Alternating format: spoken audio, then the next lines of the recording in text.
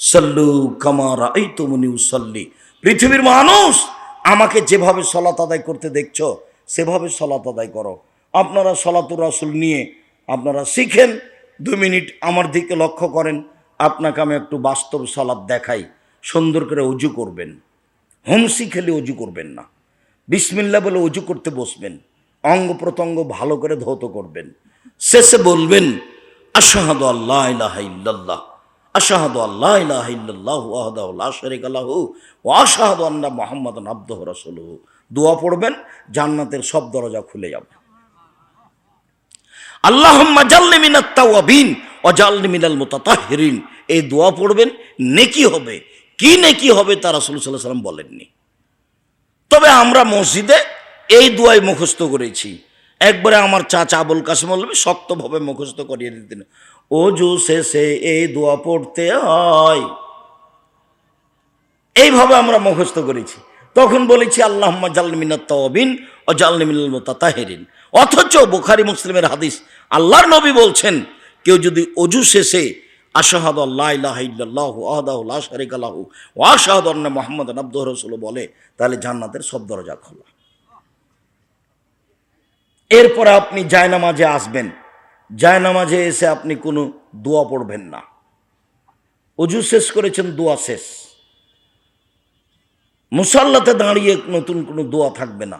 সর্বপ্রথম শব্দ হলো আল্লাহ আকবার। আল্লাহ আকবার বলার পূর্বে বিসমিল্লাহ বলার প্রমাণ নেই। আল্লাহ আকবার। আল্লাহ সবচেয়ে বড়, আল্লাহ সবচেয়ে বড়। প্রথম জমিনটা একটা ছোট ফুটবল, দ্বিতীয় জমিনটা তার চেয়ে বড়, তৃতীয় জমিনটা তার চেয়ে বড়, চতুর্থটা তার চেয়ে বড়, সপ্তম জমিনটা তার চেয়ে বড়, সব জায়গাতেই আছে। তারপর অষ্টমটা হলো আকাশ, চতুর্দিকে আছে। তারপরে নবম, তারপরে 16তম আকাশটা হলো সব দিকেই আছে। তারপরে একটা সাগর আছে। তারপরে 12 জন 8 জন ফেরেশতা আছে। তারপরে ফেরেশতার উপরে আরশটা আছে, আরশের উপরে আল্লাহ আছেন। আরশটা গোটা পৃথিবী সব আকাশকে ঘেরা আছে। তাহলে অষ্টম আকাশের চেয়ে বড় হলো আরশ, আরশের চেয়ে বড় হলেন আল্লাহ। তাহলে আল্লাহ কত বড়! আল্লাহু আকবার, সেটা দিন রাত বলছেন, বুঝতে পারেন না। আল্লাহু আকবার মিন কুল্লি শাইইন, আল্লাহ সব কিছুর চেয়ে বড়। সেখানে যে লিখে দিল আল্লাহ মোহাম্মদ, মোহাম্মদই আল্লাহ। আহলে হাদিসের লোকের মসজিদে লেখা আছে আল্লাহ মোহাম্মদ, মোহাম্মদই আল্লাহ। আচ্ছা, মোহাম্মদ এক জিনিস আর আল্লাহ এক জিনিস, দুটো এক হলো কি করে? মসজিদে সুন্দর করে লেখা আছে। জাহেলিয়াত মসজিদে এভাবে ঢুকেছে। জাহেলিয়াত মসজিদে যে আরো কত ঢুকেছে, বিবাহ শাদিতে, চলাফেরাতে, স্কুলে, কলেজে, বিশ্ববিদ্যালয়ে, মাদ্রাসাতে, মৌলানার কাছে, হাজি গাজির কাছে যে কত জাহেলিয়াত এসেছে তার কোনো হিসাব নাই। সুন্দর করে মসজিদের পশ্চিম দেওয়ালে লিখে রেখেছে মোবাইল ফোন বন্ধ করুন। ও তখন আল্লাহ আকবর বলেই বলছে, তো মোবাইল ফোন বন্ধ করুন। এই জাহেলিয়াত। লাল বাতি দিয়ে দিয়েছে, লাল বাতি জ্বলে উঠেছে, এখন আর সলাত আদায় করা যাবে না, লাল বাতি। কত সব জাহেলিয়াত। আপনি মসজিদের ভিতরে ওটা কি বলছে, ওই যে সূত্রা, সূত্রা, মসজিদের ভিতরে সূত্রা দিয়ে ভর্তি, কাঠ, এটাও জাহেলিয়াত। খালি যদি মসজিদ সংক্রান্ত জাহেলিয়াত দেখেন তো দেখবেন যে একটা ছোট বই হয়ে যাবে। ইবাদতের জায়গাতে লাশকে রেখে একবারে ইমাম আপনার চেয়ারম্যান মেম্বার বক্তব্য মেরে চলে যাচ্ছে, এটা জাহেলিয়াত। সব জায়গাতেই জাহেলিয়াত ঢুকে আছে। সম্মানিত দিনী ভাই বোন, আল্লাহু আকবার। ডান হাতকে বাম হাতের কবজির উপরে রেখে বা বাহুর উপরে রেখে বুকের উপরে রাখবেন। তারপরে সানা, আল্লাহুম্মা বাঈদ বাইনি ওয়া বাইনা খাতায়ায়া কামা বা'আদতা বাইনাল মাশরিক ওয়াল মাগরিব। হে আল্লাহ, তুমি আমার পাপকে অত দূরত্বে রাখো, পূর্ব পশ্চিমকে তুমি যত দূরত্বে রেখেছো। পূর্ব থেকে পশ্চিম লক্ষ হাজারো কিলোমিটার দূরে আছে, তুমি তেমনি আমার থেকে আমার পাপকে এত দূরত্বে রাখো। আল্লাহ নাক্কিনি মিনাল খাতায়া কামা ইয়ানাক্কা সাবুল আবিজু মিনাদ দানাস। আল্লাহ তুমি আমার পাপকে ধুয়ে পরিষ্কার করে দাও যেমনভাবে সাদা কাপড়কে ময়লা থেকে ধুয়ে পরিষ্কার করা হয়। আল্লাহ মাগসিল খাতায়া বিল মাই ওয়াস সালজাল বারাদ। হে আল্লাহ তুমি আমার পাপকে বরফ দিয়ে তুষার দিয়ে ঠান্ডা পানি দিয়ে ধুয়ে পরিষ্কার করে দাও। আউযু বিল্লাহি মিনাশ শাইতানির রাজিম। মারদুদ বিতাড়িত শয়তান থেকে বাঁচতে চাচ্ছি। বিসমিল্লাহির রহমানির রহিম। পরম দাতা দয়ালুর নামে আরম্ভ করছি। আলহামদুলিল্লাহি রাব্বিল আলামিন। বিশ্বজগতের প্রতিপালকের প্রশংসা।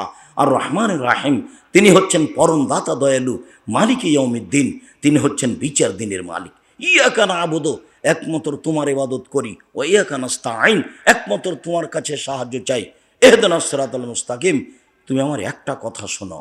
ইহদিনাস সিরাতাল মুস্তাকিম, তুমি আমার একটা কথা শোনো, তুমি আমাকে সোজা সরল সঠিক পথ দেখাও। সিরাতাল্লাযীনা আনআমতা আলাইহিম, ওদের পথ তুমি দেখাবা, যাদের অনুগ্রহ করেছো, যাদের উপরে যাদের ভালোবেসেছো তাদের পথ দেখাও। গায়রিল মাগদুবি আলাইহিম ওয়ালাদ-দাল্লিন, ওদের পথ দেখায় না যাদের প্রতি অভিশপ্ত, যাদের প্রতি তুমি অসন্তুষ্ট, যারা অভিশপ্ত, যারা ভ্রান্ত পথভ্রষ্ট, ওদের পথ তুমি দেখায় না। আমিন। দীর্ঘ সময় ধরে তোমার দরবারে যে প্রার্থনা করলাম সেটা তুমি কবুল করো।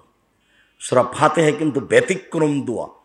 দোয়ার জগতে এত দামি দোয়া পৃথিবীতে নেই, যার জন্য ইমাম থাকলেও সূরা পড়বে, মুক্তাদি হলেও পড়বে, জামাতে হলেও পড়বে, একাই হলেও পড়বে, কেরাত জোরে হলেও পড়বে, ধীরে হলেও পড়বে, সব সময়তে সূরা ফাতিহা পড়বে। সূরা ফাতিহা পড়তে বাধ্য। এই জন্যই সূরা ফাতিহা সব রাকাতে আসে, বারবার আসে, সব রাকাতে আসে, অন্য সূরা বারবার আসে না। ব্যতিক্রম দোয়া। আল্লাহর কাছে কিছু চাইলে আল্লাহর প্রশংসা করা লাগে, প্রশংসা করলে তিনি খুশি হন।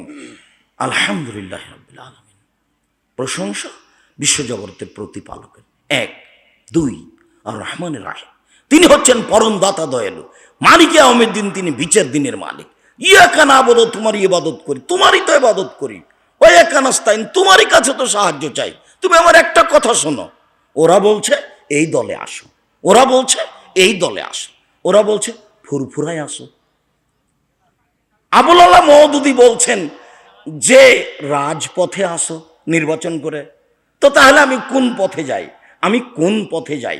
ইহদিনাস সিরাতাল মুস্তাকিম, তুমি আমাকে সহজ সরল সোজা পথ দেখাও। গায়রিল মাগদুবি আলাইহিম ওয়ালাদ-দাল্লিন, যেই পথের প্রতি তুমি অসন্তুষ্ট, যাদের প্রতি তুমি অভিশাপ করেছ, যারা পথভ্রষ্ট, ওদের পথ দেখায় না। ওরা ইহুদি, ওরা খ্রিস্টান। দীর্ঘ সময় ধরে যে দোয়া করলাম এটা তুমি কবুল করো। যে কোনো একটা সূরা। বিসমিল্লাহির রহমানির রহিম। পরম দাতা দয়ালুর নামে আরম্ভ করছি। কুল হুয়াল্লাহু আহাদ, হে নবী আপনি বলুন আল্লাহু একক, আল্লাহু সামাদ, তিনি নিরপেক্ষ মুখাপেক্ষীহীন। সমাদের আজকে ব্যাখ্যা শুনছিলাম। সমাদের ব্যাখ্যা দুই দিক থেকে হতে হবে, তারপরেও পূর্ণ অর্থ হবে না। আল্লাহ হলেন নিরপেক্ষ মুখাপেক্ষীহীন, তার সাথে আরেকটা করতে হবে, পৃথিবীর সব কিছু কার মুখাপেক্ষী? আল্লাহর। তাহলে একটা মোটামুটি অর্থ করা যাবে, আজকে বুঝতে পারলাম। দুই দিক থেকে অর্থ করলে এটা একটা পূর্ণতায় যেতে পারে। আল্লাহু সামাদ, আল্লাহ নিরপেক্ষ মুখাপেক্ষীহীন। লাম ইয়ালিদ, তিনি কাউকে জন্ম দেননি। ওয়ালাম ইউলাদ, তিনি কারো থেকে জন্ম নেননি। ওয়ালাম ইয়াকুন লাহু কুফুয়ান আহাদ, তার সমকক্ষ কেউ নেই। আল্লাহু আকবার। হাতটি ওইভাবে উঠাবেন ওই পর্যন্ত যেভাবে উঠিয়েছিলেন। তারপরে আপনি চলেন রুকুতে যাই।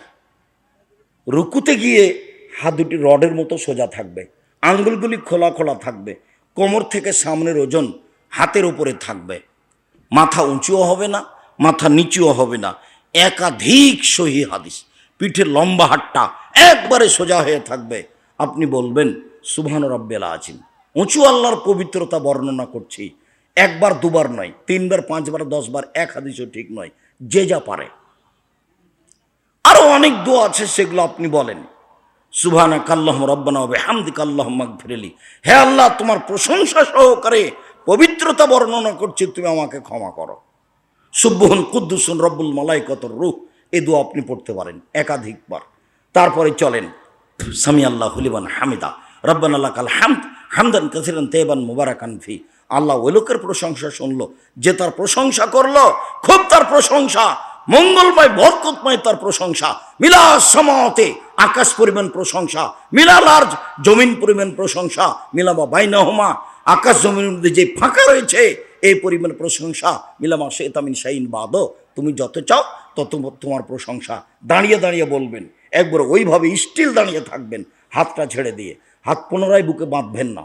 আমাদের এই 97 সাল থেকে এ যাবৎ 26 বছর থেকে আমরা যা তদন্ত করেছি তাতে রুকু থেকে উঠে পুনরায় হাত বুকে বাঁধতে হবে এর প্রমাণ পেশ করতে পারিনি। যারা অরিজিনাল আরবি তাদের মধ্যে যিনি আলবানী, রাসের উদ্দিন আলবানী রাহিমাহুল্লাহ, পৃথিবীর শ্রেষ্ঠ বিদ্বান, উনি এটাকে নিকৃষ্ট বেদাত বলেছেন পুনরায় হাত বাঁধা। অনেককে যে দেখেন ওটা একটা ইজতেহাদ, পাওয়া যায় না, এই কথাই ঠিক। আর যেটা বলেছেন যে রুকু থেকে উঠে মানুষ যখন দাঁড়াবে তখন সব জোরকে স্ব স্থানে যেতে হবে। আমি যদি হাত ছেড়ে দিই তাহলে কোনোরই জোরটা স্ব স্থানে যাবে, আর যদি আবার আমি হাত বাঁধি তাহলে জোরের দুইজনের মুখটা ফাঁকা থেকে গেছে। কথা বুঝতে পারেননি? আর যদি ছেড়ে দিই তাহলে দুই জোড়ের মাথা কোথায় চলে গেছে? স্ব স্থানে চলে গেছে। ছেড়েই দিতে হবে, এটাই ঠিক। তারপরে চলেন যাই সিজদায়। সিজদায় যাওয়ার পূর্বে আপনার সাথে জরুরি কয়েকটা কথা। তার একটা হলো এই, হাত দুটি আঙ্গুল জমা করে কানের পাশে রাখবেন, কোনো এভাবে উঠে রাখবেন যাতে করে পেটের নিচ দিয়ে ছাগলের বাচ্চা পার হতে পারে। জরুরি কথা যে সিজদায় যাওয়ার সময়তে গায়ে যে কাপড় চুপড় আছে, চুল, সব কিছুই যায় সিজদায়। যার করে আল্লাহ রাসূল বলছেন যে তোমরা চুলকে জড়িয়ে নিও না, কাপড় জড়িয়ে নিও না। আপনার সলাতের শুরুতেই হাত যদি জড়ানো থাকে তাহলে খুলে দিতে হবে। প্যান্ট পায়জামা উপরের দিকে জড়াতে হবে, নিচের দিকে নয়। নিচের দিকে জড়ানো নিষেধ, কেটে ফেলতে হবে।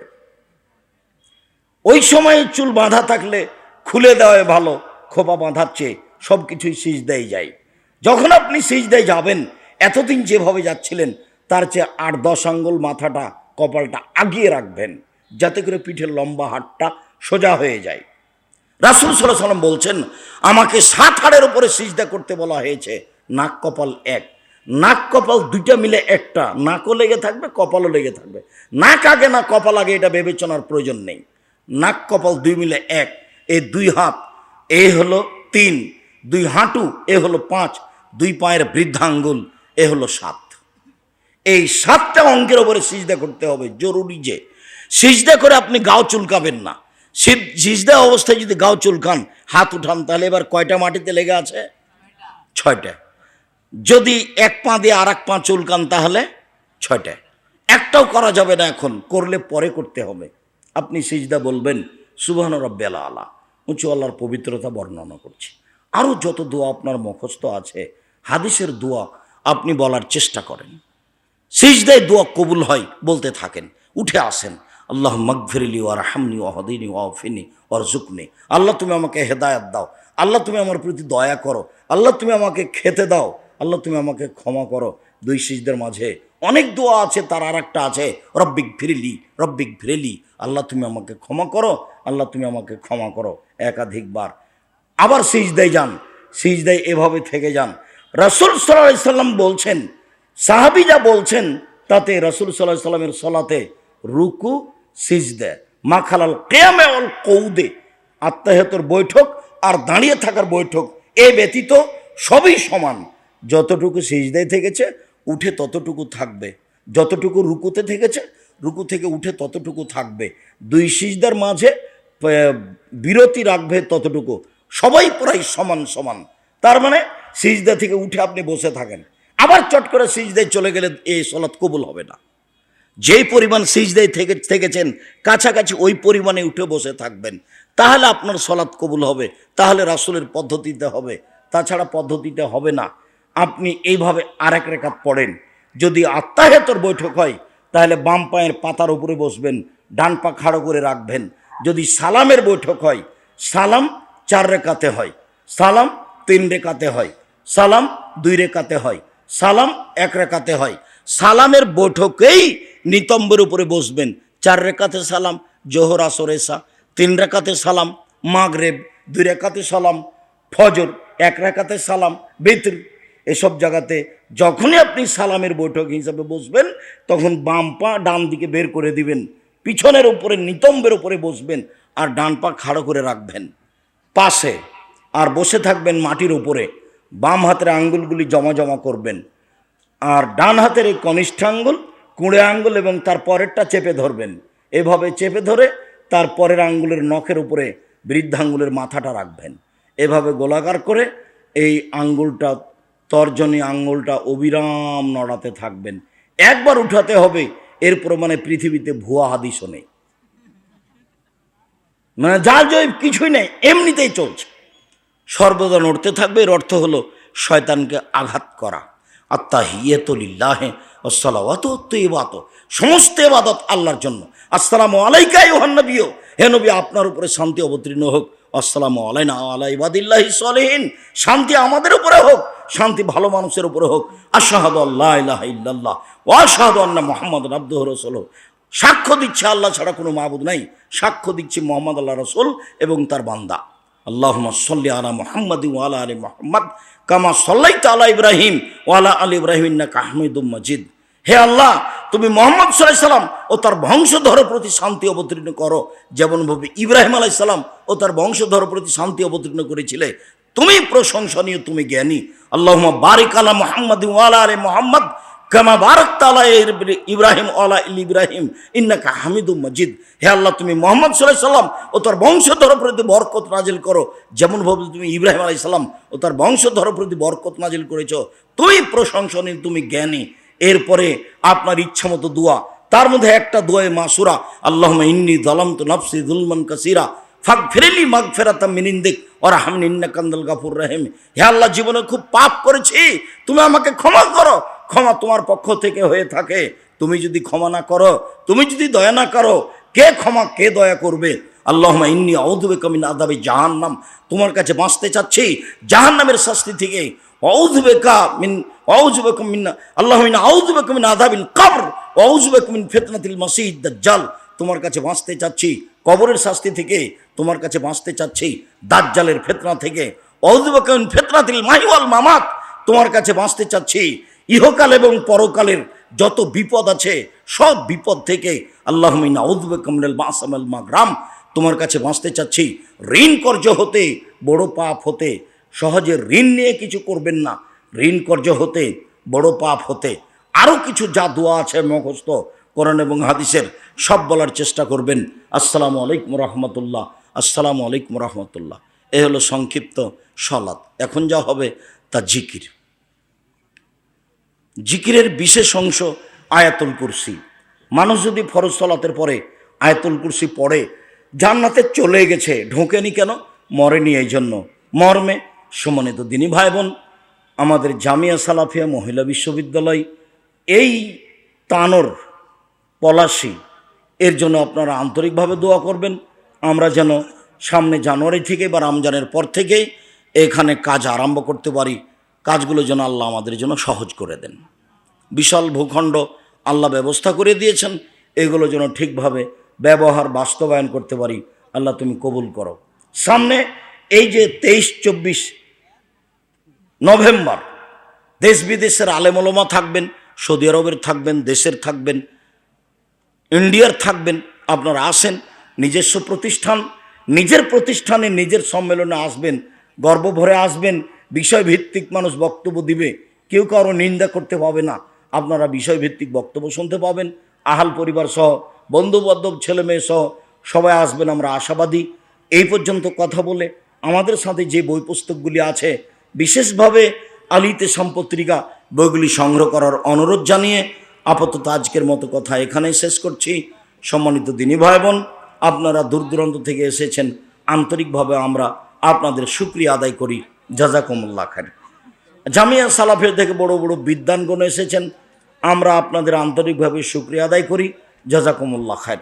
আর যারা এখানে শ্রম দিয়েছে, কয়েকদিন থেকে খুব কঠিন অবস্থায়, অনুমতি পাওয়া যায় না, তারপরেও প্রাণপণে চেষ্টা করে অনুমতি নেওয়ার চেষ্টা করেছেন। আমরা আন্তরিকভাবে তাদের জন্য দোয়া করি, আল্লাহ তুমি তাদের যাজায়ে খায়ের দান করো। আমাদের ছেলেরা যারা খুব কষ্ট করে ব্যবস্থা করেছে তাদের শুকরিয়া আদায় করি। যারা তোমরা মিডিয়া ব্যবহার করছো, আশা করি তোমরা জামিয়া সালাফিয়াকে সামনে রেখে মিডিয়া ব্যবহার করবা। তোমাদের চেষ্টা প্রচেষ্টার জন্য আমরা দোয়া করি, আল্লাহ তোমাদের চেষ্টা প্রচেষ্টা আল্লাহকে সন্তুষ্ট করার জন্য হয়, এটা আল্লাহ কবুল করুক, আল্লাহুম্মা আমিন। যারা মারা গেছে তুমি তাদের কবরের শাস্তি মাফ করো। যারা আমরা অসুস্থ তুমি তাদের আরোগ্য দান করো। যারা আমরা বেঁচে আছি তুমি তাদেরকে তোমার রাসূলের পদ্ধতি অনুযায়ী চলার তৌফিক দান করো। তুমি আমাদের জামিয়া সালাফে কবুল করো। তুমি আমাদের জামিয়া সালাফে ডাঙ্গিপাড়ার এবছরের 23-24 সম্মেলন কবুল করো, কাজগুলি সহজ করে দাও, আল্লাহুম্মা আমিন। তোমার দরবারে এই জোরালো দাবি দেওয়া রেখে আজকের আলোচনা এখানে শেষ করছি।